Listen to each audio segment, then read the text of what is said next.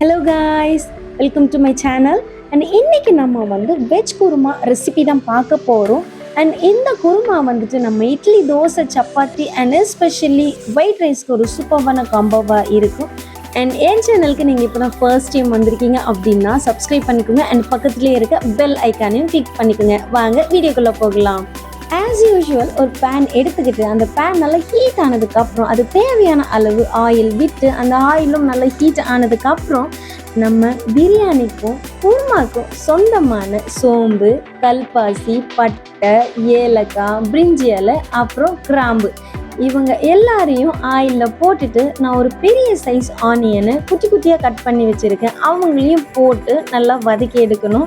And இந்த onion, தக்காளி இது எல்லாமே உங்களுடைய தேவைக்கு ஏற்ப போட்டுக்கோங்க. நான் வந்துட்டு ஒரு 3 to 4 பேர் சாப்பிட்ற மாதிரி தான் நான் போட்டிருக்கேன்.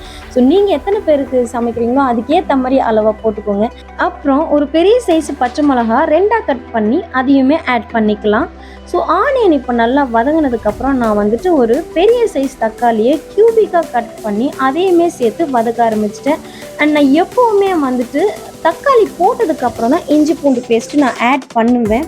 ஏன்னா அப்போ தான் வந்துட்டு பேனில் ஒட்டாமல் வரும். நம்ம வெங்காயம் போட்டதுக்கப்புறம் இஞ்சி பூண்டு பேஸ்ட் போட்டோம் அப்படின்னா அது வந்து பேன்லலாம் ஒட்டிக்கும் மேக்ஸிமம். ஸோ நான் எப்போவுமே வந்துட்டு தக்காளி ஆட் பண்ணதுக்கப்புறம் தான் இஞ்சி பூண்டு பேஸ்ட் போடுவேன்.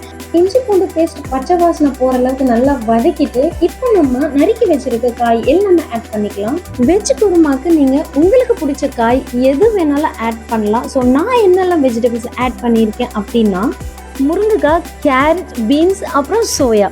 ஸோ நீங்கள் எக்ஸ்ட்ராவாக பீஸை ஆட் பண்ணிக்கலாம், இல்லையா உருளைக்கிழங்கு ஆட் பண்ணிக்கலாம். ஸோ அதுவுமே சூப்பராக இருக்கும். ஆனால் முருங்கைக்காய் சேர்க்கும் பொழுது நமக்கு வந்து அந்த ஃப்ளேவர் செம்மையாக கொடுக்கும். ஸோ மறக்காமல் முருங்கைக்காய் மட்டும் ஆட் பண்ணிக்கோங்க.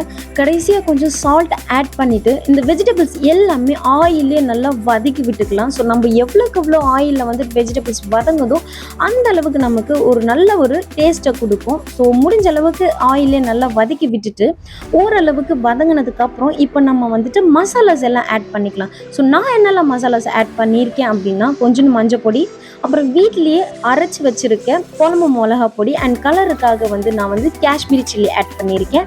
அதுக்கப்புறம் டேஸ்ட்டுக்காக கொஞ்சோண்டு சிக்கன் மசாலா, கொஞ்சம் கரம் மசாலா சேர்த்து இந்த மசாலா எல்லாமே ஒரு 30 to 40 செகண்ட் நம்ம ஆயிலே ஃப்ரை பண்ணிக்கலாம். ஸோ ரொம்ப நேரம் வந்துட்டு மசாலாஸ் ஃப்ரை பண்ணோம்னா தீஞ்ச வாசனை அடிச்சிடும். எப்பயுமே நம்ம மசாலா போட்டதுக்கப்புறம் கொஞ்சம் நேரம் மட்டும்தான் வதக்கணும். இமீடியட்டாக வந்துட்டு நம்ம தண்ணி ஊற்றிடணும். அப்படி இல்லைன்னா மசாலா தீஞ்சிடும். இது வந்து ஏன் எக்ஸ்பீரியன்ஸில் நான் கற்றுக்கிட்டது. இப்போது 2 கிளாஸ் தண்ணி ஊற்றி நம்ம வெஜிடபிள்ஸை வேக வச்சிடலாம். ஆல்ரெடி வந்துட்டு 50% ஆஃப் வெஜிடபிள்ஸ் வெந்துருச்சு ஆயில்லையே. ஸோ இப்போ நம்ம 2 கிளாஸ் தண்ணி ஊற்றி வேக வச்சோம்னா கரெக்டாக இருக்கும். அண்ட் இந்த ஸ்டேஜ்லேயே வந்துட்டு நான் கொஞ்சோண்டு கருவேப்பிலையும் ஆட் பண்ணிக்கிறேன். அண்ட் ஆட் பண்ணிவிட்டு மூடி போட்டு நான் மூடிடலாம். ஒரு 2 to 3 மினிட்ஸ் நம்ம கொஞ்சம் நேரம் வெஜிடபிள்ஸை வேக விட்டுறலாம். ஸோ 2 to 3 மினிட்ஸ் கழித்து இந்த மாதிரி எண்ணெய்லாம் திரிஞ்சு வந்ததுக்கப்புறம் நான் ஆல்ரெடி வந்துட்டு தேங்காய் வந்து கட் பண்ணி அதில் கொஞ்சோண்டு கசகசா போட்டு அதை அரைச்சி அந்த பால் எடுத்து வச்சுருக்கேன். அதை வந்து இந்த ஸ்டேஜில் நம்ம மிக்ஸ் பண்ணி இதை வந்துட்டு நம்ம சேம் அதே மாதிரி ஒரு 2 to 3 மினிட்ஸு கொதிக்க விட்டுறலாம். இப்போது 2 to 3 மினிட்ஸ் கழித்து நம்ம பார்த்தோம் அப்படின்னா இந்த அளவுக்கு ஆயிலெலாம் திரிஞ்சு நமக்கு குருமா வந்து ரெடியாக இருக்கும். அந்த டைமில் நம்ம கொத்தமல்லியெல்லாம் போட்டு இறக்கிடலாம். ஸோ நமக்கு இப்போது சூப்பர்வான அண்ட் டேஸ்டியான ஒரு வெஜ் குருமா ரெடி ஆயிடுச்சு. அண்ட் இது வந்து நான் ஆல்ரெடி சொன்ன மாதிரி ஒயிட் ரைஸ்க்கு சக்கத்தாக இருக்கும். அதை விட சப்பாத்தி, தோசை, இட்லி இந்த மாதிரி எல்லாத்துக்குமே சூப்பர்வான காம்பினேஷனாக இருக்கும். கண்டிப்பாக ட்ரை பண்ணி பாருங்கள். அண்ட் நான் ஆல்ரெடி சொன்ன மாதிரி இந்த தக்காளி, வெங்காயம், அப்புறம் மசாலாஸ் எல்லாமே நீங்கள் மேபி காரம் ஜாஸ்தியாக சாப்பிட்றவங்களா இருக்கலாம், இல்லையா ரொம்பவே கம்மியாக சாப்பிட்றவங்களா இருக்கலாம். ஸோ உங்கள் வீட்டில் நீங்கள் என்ன ஃபாலோ பண்ணுறீங்களோ அதே சேம் நீங்கள் ஃபாலோ பண்ணுங்கள். ஏன்னா நான் வந்துட்டு என் குழந்தைக்காக ரொம்பவே கம்மி மசாலாஸ் தான் போடுவேன், காரமெல்லாம். ஸோ நீங்கள் வந்து ஜாஸ்தியாக சாப்பிடுவீங்க அப்படின்னா ஜாஸ்தியாக ஆட் பண்ணிக்கோங்க. அப்படி இல்லைன்னா கம்மியாக போடுறதுன்னா உங்கள் அளவுக்கு ஏற்ற மாதிரி நீங்கள் கூடவோ குறையவோ கூட்டிக்கோங்க. ஓகே காய்ஸ், நம்ம வந்து இப்போது சுட சுட சாதத்துக்கு தான் நம்ம இந்த குருமாவை போட்டு டேஸ்ட் பண்ணி சாப்பிட போகிறோம்.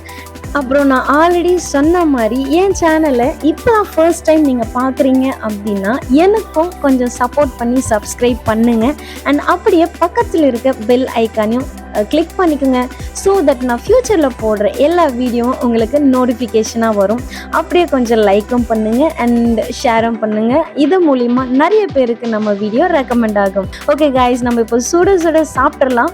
அண்ட் நான் உங்களுக்கு இதே மாதிரி இன்னொரு சூப்பரான டேஸ்டியான அண்ட் ஈஸியான ரெசிபியோடு எடுத்துகிட்டு வந்து மீட் பண்ணுறேன். அது வரைக்கும் தேங்க்யூ ஸோ மச் ஃபார் வாட்சிங். பாய்.